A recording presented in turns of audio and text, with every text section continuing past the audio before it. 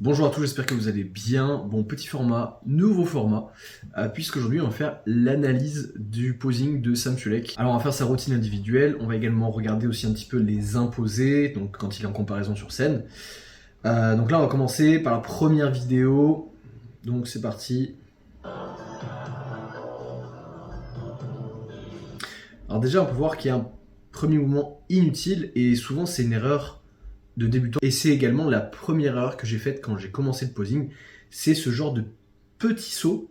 Donc vous voyez là il y a une contraction, d'ailleurs il manque un petit peu de contraction sur les cuisses, et ça on va le voir un petit peu sur d'autres poses, que ça vient essentiellement de la position de son bassin, la position également de son haut du buste, et de comment il amène son point de gravité. En fait il a un point de gravité qui est vachement vers l'arrière, on va y revenir. Et là on a un petit saut, c'est-à-dire que là il est de son côté, du coup, sur sa jambe gauche, en appui.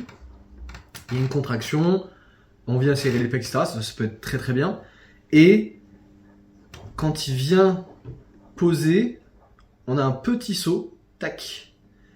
Et ensuite, il vient sur le double biceps, en sachant qu'il revient pour resserrer. C'est-à-dire que il serre, il saute, il desserre, il resserre. Donc on a vraiment un mouvement inutile, c'est les mouvements parasites. Et c'est vrai que ça soit dans une présentation ou dans une routine, les mouvements parasites, c'est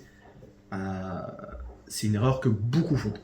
Donc, voilà, moi j'aurais été son coach, j'aurais essayé de travailler sur éviter ces petits jumps sur les transitions.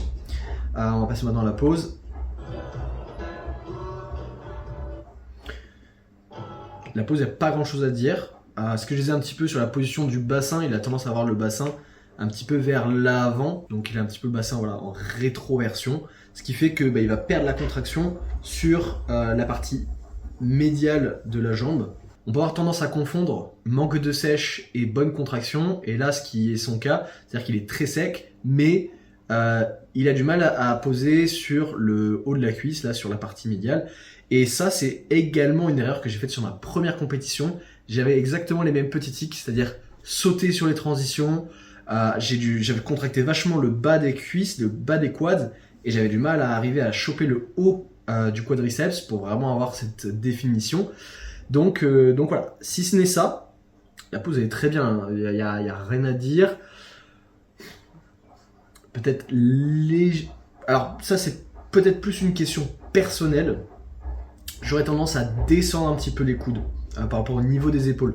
Il y en a qui aiment bien garder cet aspect un petit peu V, donc quand on part de l'épaule, être un peu plus haut, hein, j'abuse un petit peu mais pour que vous puissiez comprendre. Moi c'est vrai que j'ai toujours tendance à mettre au même niveau, après ça dépend vraiment des génétiques. Donc là, en vrai c'est pas très choquant, ça va. On a encore le petit saut, hein. C'est léger, mais on a encore un petit saut, regardez, hop, on a pointe de pied. Donc ça souvent c'est une erreur qui est faite lorsqu'on a du mal à faire les transitions, à bien se positionner. En fait le but c'est de directement placer son pied et faire des pivots, et les pivots les plus proches du sol. Et souvent quand on a du mal à placer ses pieds, etc., on a tendance à sauter pour mieux se placer. C'est ce qu'il fait sur son posing.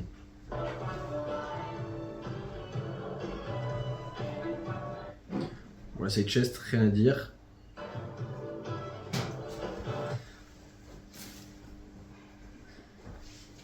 Voilà, encore un petit saut à ce moment-là, là, quand il enlève. Pour les bras, là, c'est pas mal. On a une transition qui vient prendre un peu plus d'amplitude.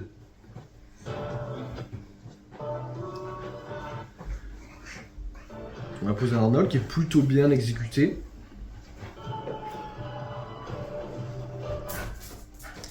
On a encore le petit saut. C'est-à-dire que là, quand il sort de la Arnold, hop, petit saut là sur le pied droit, pour remettre son pied justement en face. Le but ça aurait été justement au lieu de sauter pour pivoter, c'était vraiment d'appuyer sa pointe de pied pour pivoter. Ça aurait donné un effet beaucoup plus fluide, beaucoup plus souple, que là du coup ça fait un effet tout de suite plus raide, et du coup parce qu'il est raide, il fait des petits sauts à gauche, à droite pour se positionner. Tandis que le but c'est vraiment d'avoir quelque chose d'assez souple, assez fluide. Transition est pas mal, c'est-à-dire qu'on a, quand on est sur la Arnold, le bras gauche, donc le bras qui est au-dessus, qui vient tourner, faire une rotation complète pour venir derrière la tête. Ça, c'est super intéressant. On a vraiment une transition qui est travaillée. Ok, il est sur sa pose, ça fait le tour complet, ça passe devant lui et ça revient ici. Ça aurait pu, il aurait pu y avoir peut-être une amélioration sur le bras droit. Vous voyez, il est en flex ici. Et le but serait de faire, je pense, de commencer la rotation avec le bras gauche pour qu'ensuite le bras droit, plutôt qu'il reste ici à rien faire, bah, il suive le mouvement du bras gauche, hop, complète, et qu'il aurait dû venir flex en même temps. Ça, encore une fois, c'est du détail. Sur le positionnement maintenant de la pose, sur ses jambes, je pense que là, sa jambe droite aurait dû être plus à l'extérieur, et pour le coup, sa jambe gauche, plus de face. C'est-à-dire que là, pour moi, il a inversé justement sa jambe principale de sa jambe secondaire. Et ouais, en gros, là, j'aurais venu, hop, sur sa jambe droite, je serais venu vraiment pivoter autant que la jambe gauche, et la jambe gauche, ben, au même niveau que la jambe droite. Donc là, j'aurais inversé les deux. Et voire même, parce que son flex est à gauche, j'aurais même pas, en fait, finalement, j'aurais même pas modifié la position des jambes, j'aurais tout simplement modifié son point d'appui. C'est-à-dire que là, il est appuyé sur sa jambe droite, ok, il flex à gauche, et en fait, j'aurais fait l'inverse. C'est-à-dire, si tu flexes à gauche, j'aurais mis tout son poids du corps sur la jambe gauche, ok, qui aurait donné pour moi une ligne plus intéressante, puisque là, vous voyez, là, on a du même côté le bras gauche et la jambe qui vient de profil, qui vient sur le côté. Et j'aurais fait l'inverse, pour que justement tu aies un équilibre. C'est-à-dire tu fais une lecture de son posing, tu commences par la tête, tu vois que y a un espace vide forcément du côté où il lève son bras, et de l'autre côté il y a un flex. Quand on descend, il y aurait eu l'espace vide du côté sous le flex, et ensuite il y aurait eu la jambe de ce côté. Donc ça aurait fait un équilibre entre le haut et le bas. Donc ça aurait été esthétiquement plus joli. Encore une fois, c'est du détail, mais le détail compte.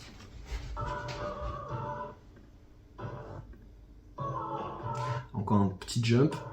Alors, vous voyez, il y a une transition qu'il aurait pu faire, qui aurait été intéressante, c'était tout simplement de croiser la jambe. C'est-à-dire que, par rapport à sa position actuelle, il aurait dû croiser sa jambe gauche derrière lui. Ok, donc hop, et ensuite pivoter pour arriver de dos.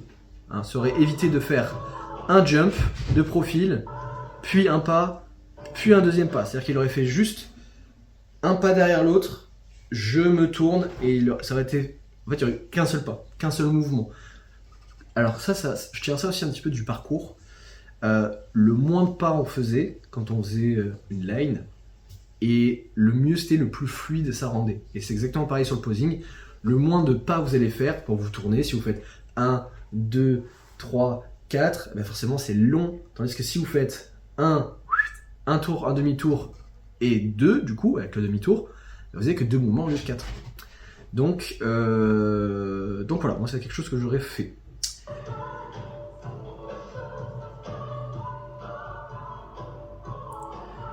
Alors si ce n'est que la transition, elle est assez attendue, on va dire. C'est-à-dire qu'on a l'habitude de voir ce type de transition quand on est sur le haut du dos, c'est-à-dire on vient monter, serrer, descendre, ouvrir. Voilà, c'est quelque chose qu'on a l'habitude de voir, c'est pas forcément quelque chose de mauvais, c'est juste que on a l'habitude de le voir, c'est tout. C'est un constat. Là, ça permet de faire voir le sapin, ce qui est plutôt une bonne chose pour le coup. Encore une fois, c'est classique, mais ça marche. Alors là, sur sa position de lats, il manque un tout petit truc, et d'ailleurs, je ne l'ai pas dit sur la double biceps, mais c'est pareil. Il regarde en bas.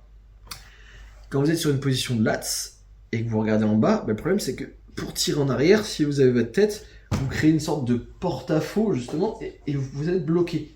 Dès que vous levez la tête, hop, vous pouvez venir beaucoup plus en arrière, et surtout que les juges sur les compétitions sont toujours plus bas que vous. Donc si par votre position de tête, vous êtes bloqué pour arriver au niveau de la vision des juges, et ben ça bloque un peu. Donc il faut essayer justement de lever la tête, ce qui permet de se pencher et ce qui permet sur l'angle de vision que les juges vous voient vraiment de plus face. Donc ce qui fait qu'en fait là, on voit bien son bas du dos. En plus, vu qu'il a un effet arrondi, sur la vision, forcément, quand vous avez quelque chose qui s'arrondit devant vous, à un moment, ce qui est au-dessus disparaît. Donc c'est pour ça que c'est intéressant de combler justement cet arrondi-là. Donc là, vous avez tout ce qui est au-dessus de ma main, je vais avoir du mal à le voir. Donc si vous ajoutez un peu d'arrondi, forcément, je vois beaucoup plus ce qui est dessus. Et je vois toujours ce qui est dessous. Donc ce jeu d'angle-là, il peut se réparer avec la position de la tête. Il suffit juste de lever un petit peu la tête. Donc là, il a regardé à peu près la tête du chevalier là qu'on voit sur le fond. Ça lui va permettre de tirer un petit peu plus en arrière. Et donc, la forme de son dos saurait aussi donné quelque chose de plus compact. Et paraît plus large aussi. Et potentiellement, je pense qu'il aurait même plus tiré son bas du dos. Vous voyez ce que je veux dire? Il aurait encore plus l'écrasé. Ce qui aurait donné encore plus un effet taille fine. Sinon, les poses de dos sont quand même très bien exécutées. Les mains sont là où il faut. En plus, c'est marrant, il pose d'une manière que je connaissais pas. C'est-à-dire que moi, j'avais tendance à poser avec cette rotation-là de main. Et lui, il pose à l'inverse, c'est-à-dire avec la position de main, avec le pouce de l'autre côté, c'est-à-dire le pouce vers le haut. Alors que moi, je pousse avec le pouce vers le bas. C'est marrant. Je connaissais pas du tout. À tester. Ça se trouve de dos, ça peut être un trick, et c'est là que c'est intéressant, c'est que chaque personne a sa façon de poser. Il n'y a pas de mauvaise façon, il y a des erreurs. Là, moi aussi, c'est des avis perso. Il y a des styles. Et là, du coup, c'est intéressant, parce que j'apprends toujours des choses. Donc, Sam Sulek m'a appris un truc.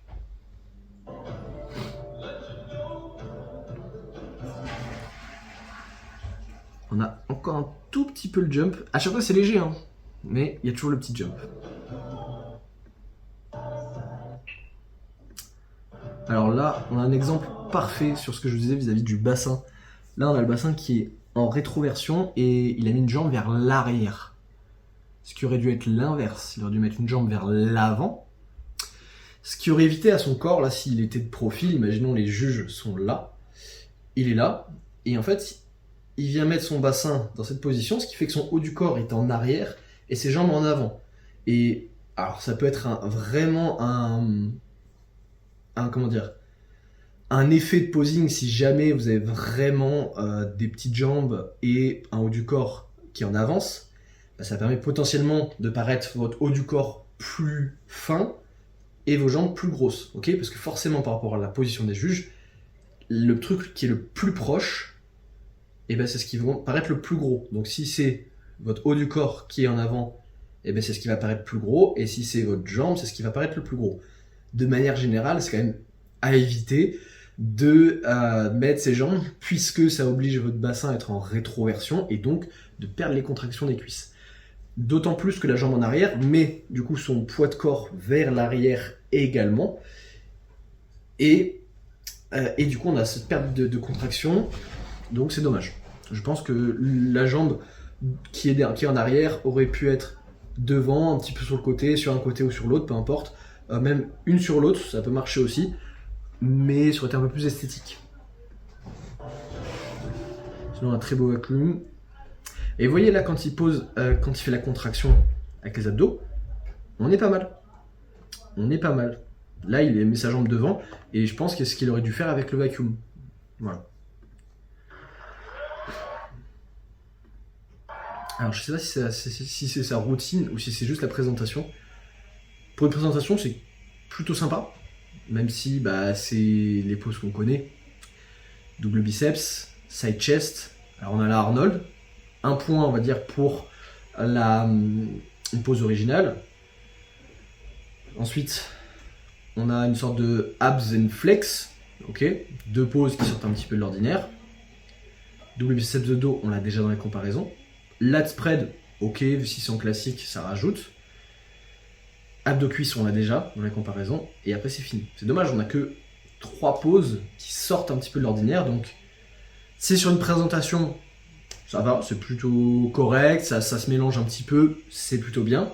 Si c'est sa routine, ça manque de recherche. Ça manque de position au sol. Faudrait que je regarde un peu plus, mais voilà, pour une présentation ça va. Pour une routine, ça manque un petit peu. Et on va finaliser par un petit peu de détails sur son final. On a un salut. Et c'est important les gars, parce que combien d'entre vous qui font des scènes finissent leur présentation, leur routine et même les comparaisons en faisant rien du tout, en se retournant et en étant les premiers à rentrer au backstage. Hop, vous tournez le dos, dès que vous dites merci messieurs, vous tournez le dos, vous foncez dans les backstage, c'est une erreur. Restez le plus longtemps possible sur scène, n'abusez pas évidemment, mais faites un salut, soyez reconnaissants vers les juges. Alors, si vous avez des gens dans le public, faites-leur un signe, voilà. Restez sur scène, on y est tellement peu de temps comparé à tout le temps qu'on travaille pour, c'est dommage de ne pas y rester. Voilà, du coup, pour faire un petit peu la conclusion, globalement, c'est un monsieur-là qui se positionne bien, c'est-à-dire que chaque pose est quand même relativement bien exécutée, si ce n'est cette histoire voilà, de bassin qui est vraiment en rétroversion, qui l'empêche de contracter vraiment le haut des cuisses. Sinon, c'est plutôt bien. Le positionnement de dos, voilà, je pense qu'il faudrait juste qu'il lève un peu la tête, ce qui lui permettrait de venir chercher un peu plus d'angle en arrière. Et le point vraiment qu'il aurait à bosser, c'est les transitions. Éviter de sauter. Trouver justement des transitions qui prennent plus d'espace, c'est-à-dire que souvent il reste vraiment au même endroit. Et c'est dû justement au fait qu'il saute pour rester au même endroit. Si il tournait ses pieds, pivotait, etc., il irait un peu plus à droite, un peu plus à gauche, il reviendrait, etc. Donc ça aurait été assez intéressant. Donc voilà, essentiellement gérer les transitions, sinon c'est quand même très très bien dans l'ensemble, et encore plus pour une première compétition.